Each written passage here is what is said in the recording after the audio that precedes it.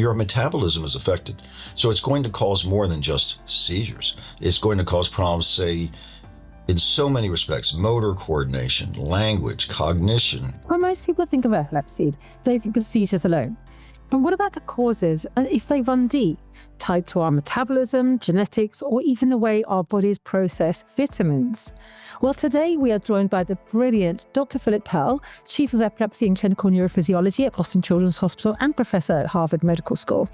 He is taking us on a journey through inherited metabolic epilepsies, from stories of vitamin B6 responsive epilepsy to the exciting world of genetics, diets, and even gene therapy. If you haven't done so already, please press the thumbs up in this episode, comment below, and subscribe to our channel so that we can get way more people around the world, clinicians, patients, and the general public, learning facts about the epilepsies. I'm Dr. Phillip Pearl. I'm the Chief of Epilepsy and Clinical Neurophysiology at Boston Children's Hospital. And my official position is the William G. Lennox Chair. By the way, William Lennox is said to have been, including by Dr. Simon Chorban right there at University College London, said to have been the most important epileptologist of at least the middle part of the 20th century, when during the wars, especially World War II, he kept epilepsy alive, and he kept the International League Against Epilepsy alive.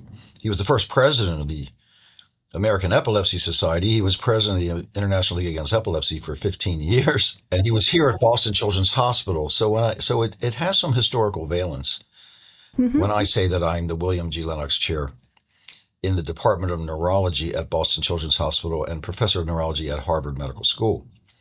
I'm also involved in the Music and Health Institute of the Berklee College of Medicine here in Boston, which is actually known for its contemporary jazz education.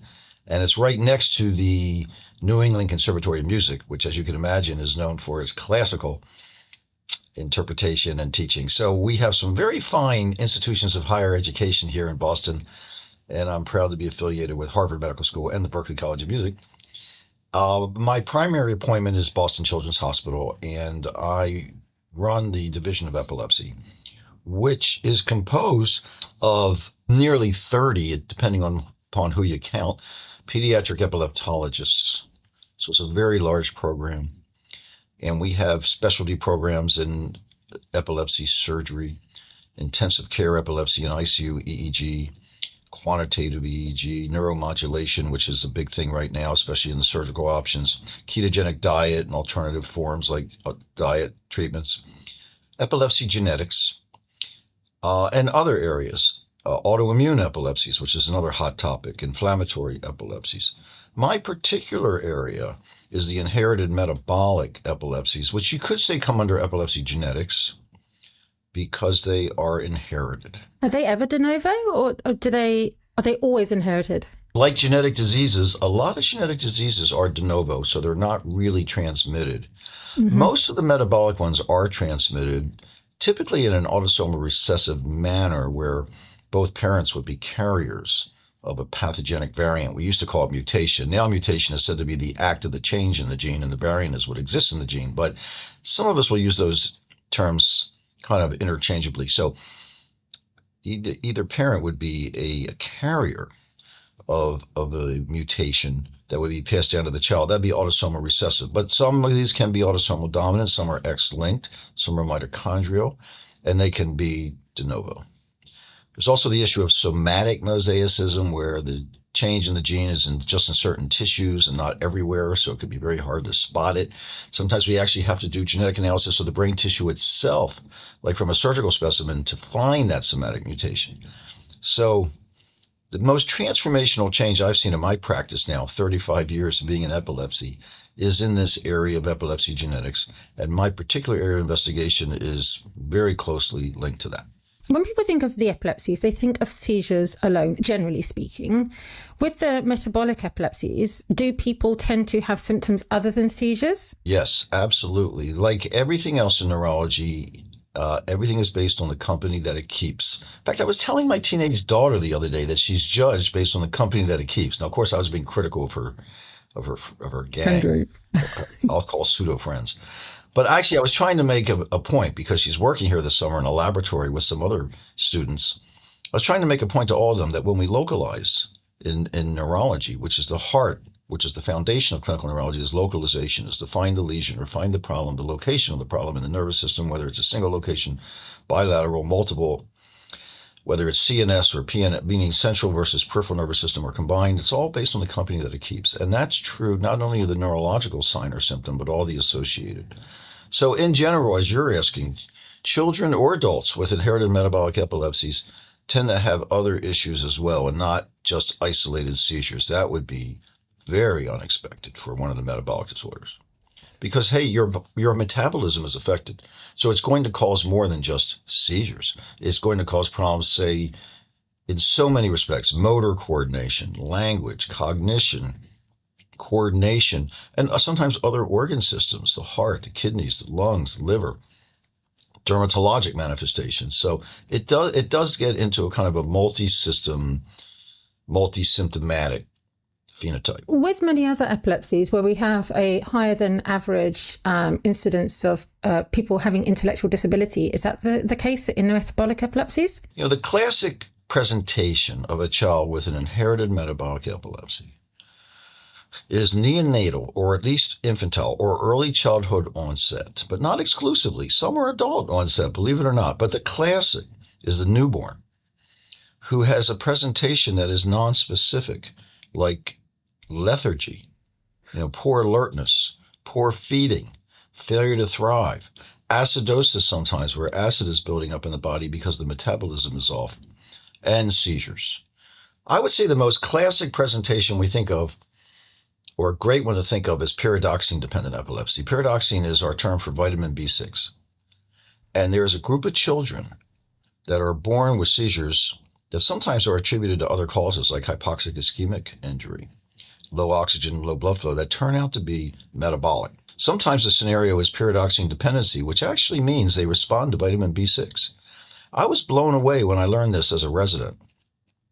This was first reported in 1954. So it's not that long ago, I guess, but it's a while ago, right? It's the middle of the last century. But in 1954, a single case report was published.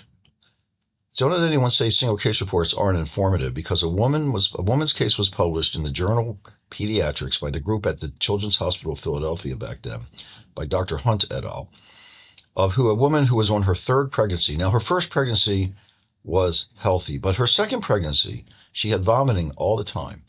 It's called hyperemesis gravidarum, or a lot of vomiting during pregnancy. And yet she felt better when she took vitamins. Although when the baby was born, the baby had terrible seizures, and by a year of age was profoundly impaired.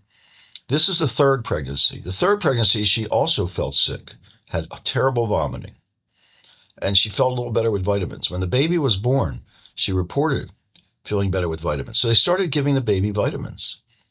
And they gave all the vitamins they could think of. And in fact, the last one they gave, and this is after days, was vitamin B6. Why? I spoke to the late, great Dr. Peter Berman, who was chair emeritus at Children's Hospital of Philadelphia, because as a young trainee, he knew these doctors in the 50s who reported this case. So this is a very personal story, and I'm getting it firsthand from a trainee at the time.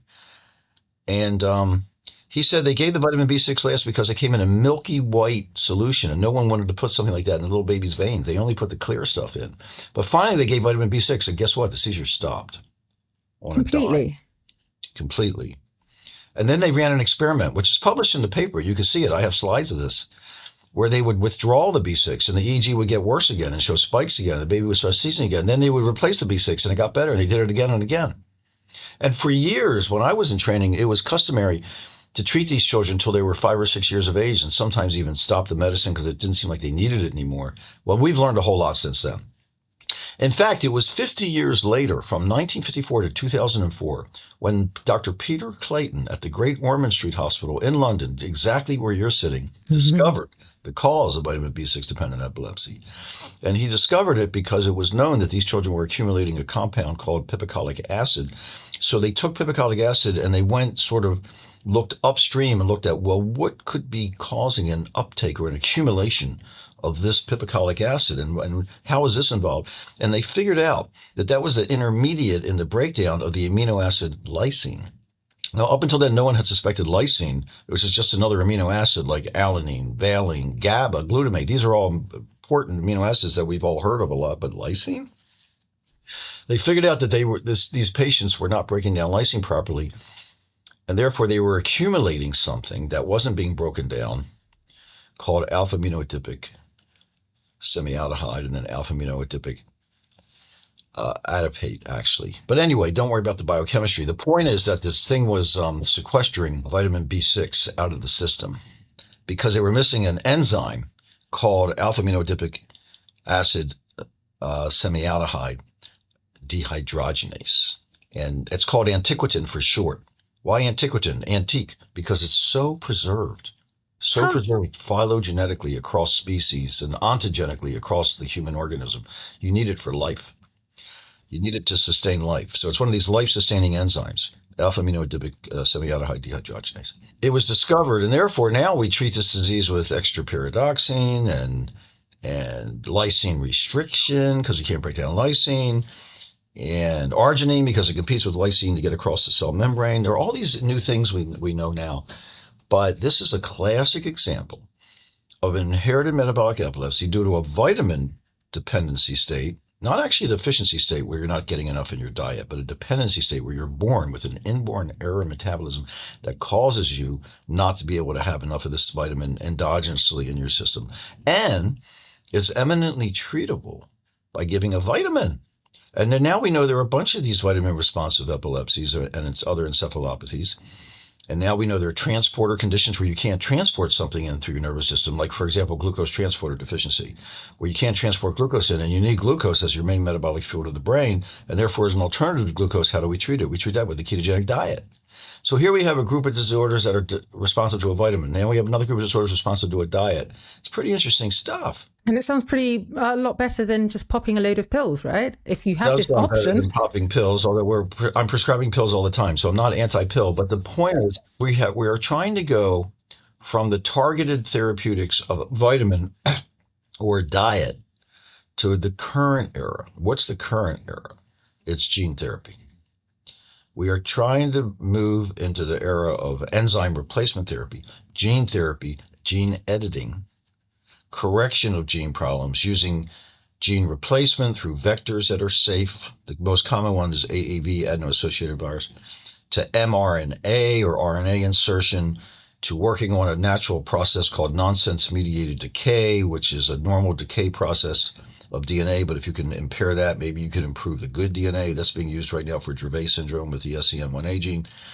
So all of these new directions we're headed now into targeted therapeutics to actually correct the problem and not just keep throwing pills at the problem, or to correct the problem and not have to do surgery, which has its own risks and costs, although I'm not saying not to do epilepsy surgery when it's indicated. But if we can find something targeted at the underlying problem, we've really accomplished something. So that is my bird's eye view of what's happened in this field over the last almost century now, because it's, again, this vitamin B6 dependency was described in 1954. The whole area of metabolic disease really started around the 1920s when it was recognized that there are these inborn errors of metabolism with the Croonian lectures, which was by Sir Archibald Garrod, also in London, at the British Medical Association. And the whole process of trying to prevent these things really started with newborn screening, which came about in the 1950s. The first disease for newborn screening was PKU, phenylketonuria. So it was really around the 50s with newborn screening, the discovery of pyridoxine-dependent epilepsy, the biochemical elucidation of these things, the decade of the brain, which was back in the 90s, and now genomics and gene therapy, and that's kind of what's been happening. I haven't gotten into the AI and all that other stuff, but that is my description of what's happened in this field that I've been engrossed in for a long time in my own career. Thank you to Philip for sharing his incredible knowledge on inherited metabolic epilepsies and helping us to understand how treatments have progressed from vitamins to today's cutting-edge therapies. Check out more about Philip at the website torierobinson.com, where you can access this podcast, the video, and the transcription of the entire episode all in one place. And if you haven't done so already, please press the thumbs up for this episode, comment below, and do subscribe to our channel so that we can get way more people around the world, clinicians, patients, and the general public, learning facts about the epilepsies. See you next week.